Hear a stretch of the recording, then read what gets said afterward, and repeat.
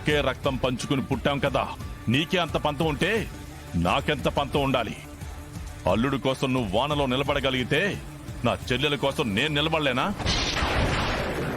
తాను ఎంతసేపు నిలబడుతుందో నేను కూడా నిలబడతాను. అంతేకాని ఎవరి కోసం వాణ్ణి ఇంట్లోకి రానిచ్చే ప్రసక్తే లేదు. మీరు వెళ్ళండి ఇక్కడి నుంచి.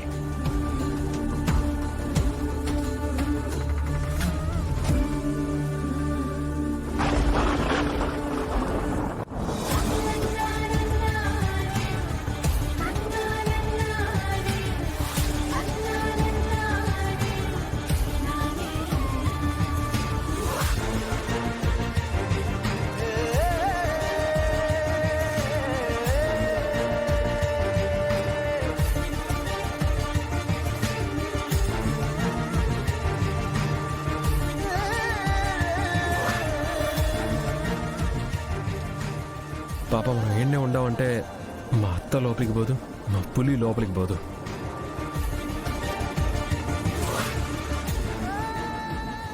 లోని గిన్నెలన్నీ వానకు నిండిపోయి ఉంటాయి. అవన్నీ ఖాళీ చేసి నేను పక్కన పెడతాను.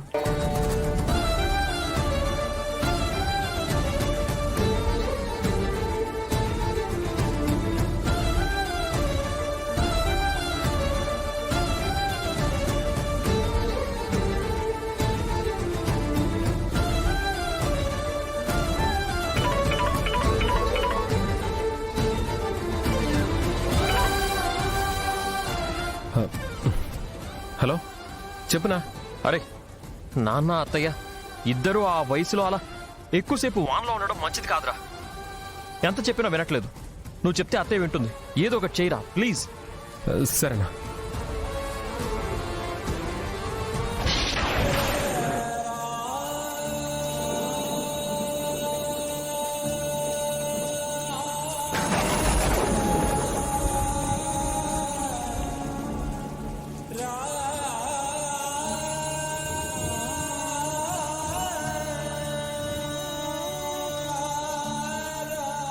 సంతోషంగా ఉందా? ఇప్పుడు నీకు సంతోషంగా ఉందా?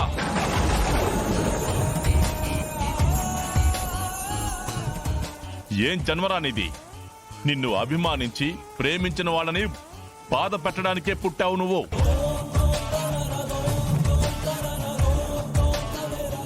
పుట్టినప్పటి నుంచి నీకు అదే అలవాటైపోయింది. చూడు, నీ కోసం నా చెల్లెలు ఎలా వానలో తడిచిపోతుందో. అదేగా నీకు కావాల్సింది? ఇదేగా నీకు సంతోషాన్ని ఇచ్చేది.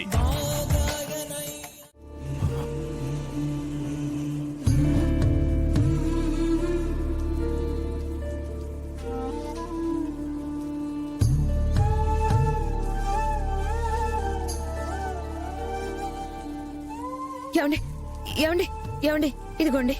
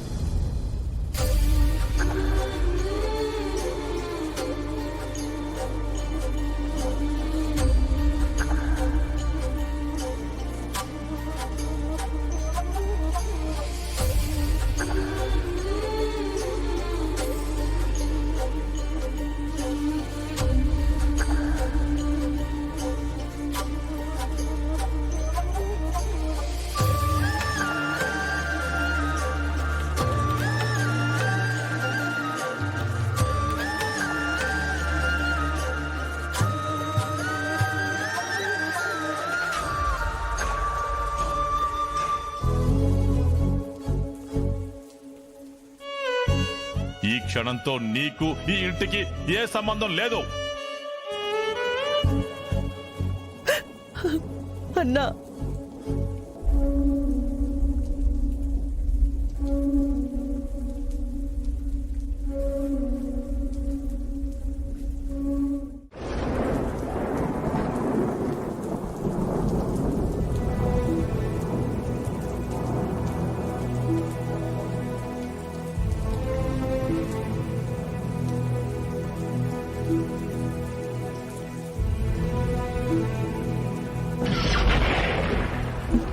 వాన తగ్గేలా లేదు.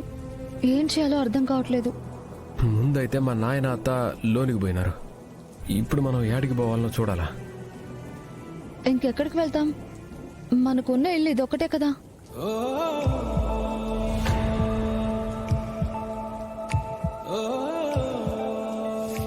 ఓ పాపా, మర్చిపోయినావా? మనకి ఓ చిన్న ఇల్లు ఉండదు కదా. చిన్నిల్లా? ఏం కోటరు, ఇలాంటి వేషాలు కూడా ఉన్నాయా నీ దగ్గర? ఓ, ఓ పాపా, మరీ అంత ఎక్కువ ఊహించుకోబాక. మనకు అట్లాంటి సినిమా ఏం లేదు. మొన్న ఇంటికే దిక్కులేదు, మళ్ళీ చెన్నెల్లోటి. మరి నువ్వు అన్నది ఏ ఇంటి గురించి? నువ్వు నేను ఫస్ట్ టైం కలిసినాం కదా, గుర్తు తెచ్చుకో. అది మన ఇల్లు కాదా ఏంది? ఫస్ట్ టైమా? ఫస్ట్ టైం మనం ఎక్కడ కలిసాం? ఏంది పాపా, మర్చిపోయినావా? ఓ తూరి రింగులు తిప్పుతాను, వెనక్కి చూడు.